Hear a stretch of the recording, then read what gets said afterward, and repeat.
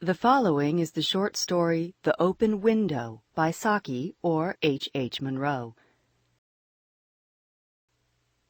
"My aunt will be down presently, Mr. Nattell," said a very self-possessed young lady of 15. "In the meantime, you must try and put up with me." Frampton Nattell endeavoured to say the correct something which should duly flatter the niece of the moment, without unduly discounting the aunt that was to come.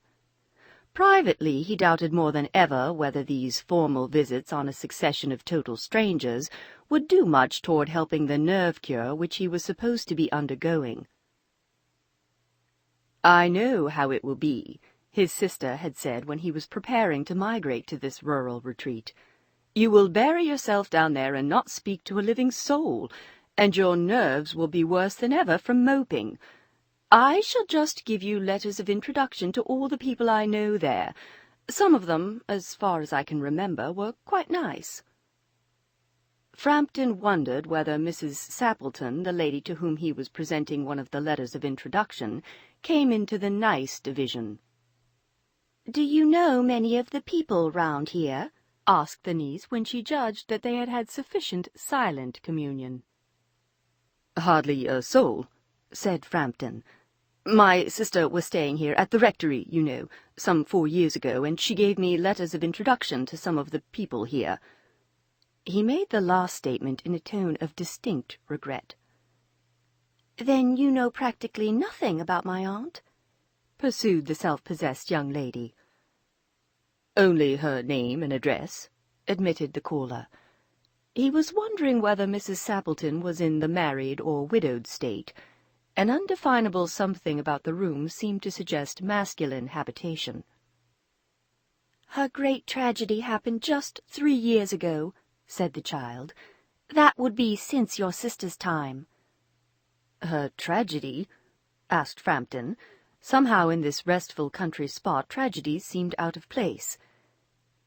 "You may wonder why we keep that window wide open on an October afternoon," said the niece, indicating a large French window that opened onto a lawn.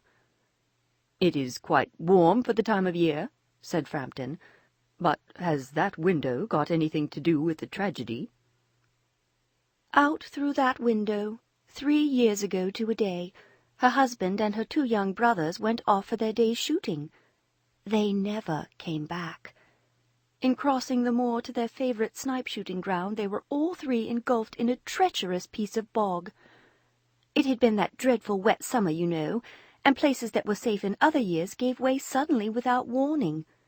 Their bodies were never recovered. That was the dreadful part of it." Here the child's voice lost its self-possessed note and became falteringly human. "Poor aunt always thinks that they will come back some day, they and the little brown spaniel that was lost with them, and walk in at that window just as they used to do. That is why the window is kept open every evening till it is quite dusk. Poor dear aunt!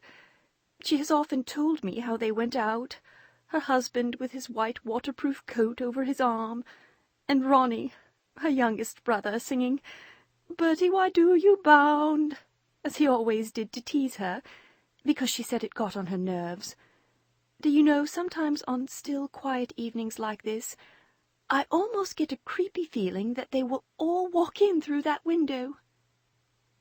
She broke off with a little shudder. It was a relief to Frampton when the aunt bustled into the room with a whirl of apologies for being late in making her appearance. "I hope Vera has been amusing you," she said. "She has been very interesting," said Frampton. "I hope you don't mind the open window," said Mrs. Sappleton briskly.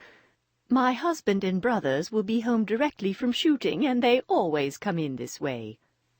They've been out for snipe in the marshes today, so they'll make a fine mess over my poor carpets. So like you men folk, isn't it?" She rattled on cheerfully about the shooting and the scarcity of birds and the prospects for duck in the winter. To Frampton it was all purely horrible. He made a desperate but only partially successful effort to turn the talk onto a less ghastly topic. He was conscious that his hostess was giving him only a fragment of her attention, and her eyes were constantly straying past him to the open window and the lawn beyond.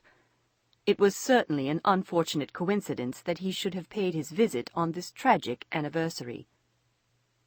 "The doctors agree in ordering me complete rest, an absence of mental excitement, and avoidance of anything in the nature of violent physical exercise," announced Frampton, who labored under the tolerably widespread delusion that total strangers and chance acquaintances are hungry for the least detail of one's ailments and infirmities, their cause and cure. "On the matter of diet they are not so much in agreement," he continued. "No?" said Mrs. Sappleton in a voice which only replaced a yawn at the last moment. Then she suddenly brightened into alert attention, but not to what Frampton was saying. "Here they are at last," she cried, "just in time for tea. And don't they look as if they were muddy up to the eyes?" Frampton shivered slightly and turned toward the niece with a look intended to convey sympathetic comprehension. The child was staring out through the open window with a dazed horror in her eyes. In a chill shock of nameless fear, Frampton swung round in his seat and looked in the same direction. In the deepening twilight, 3 figures were walking across the lawn towards the window. They all carried guns under their arms, and one of them was additionally burdened with a white coat hung over his shoulders. A tired brown spaniel kept close at their heels. Noiselessly they neared the house, and then a hoarse young voice chanted out of the dusk, "I said, Bertie, why do you bound?" Frampton grabbed wildly at his stick and hat. The hall door, the gravel drive, and the front gate were dimly noted stages in his headlong retreat. A cyclist coming along the road had to run into the hedge to avoid imminent collision.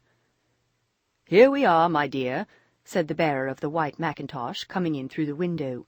"Fairly muddy, but most of it's dry. Who was that who bolted out as we came up?" "A most extraordinary man, a Mr. Nattell," said Mrs. Sappleton. "Could only talk about his illnesses, and dashed off without a word of good-bye or apology when you arrived. One would think he had seen a ghost." "I expect it was the spaniel," said the niece calmly. "He told me he had a horror of dogs.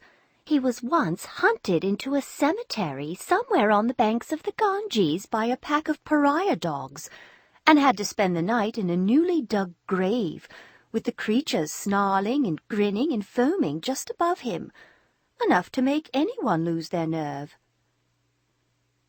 Romance at short notice was her speciality,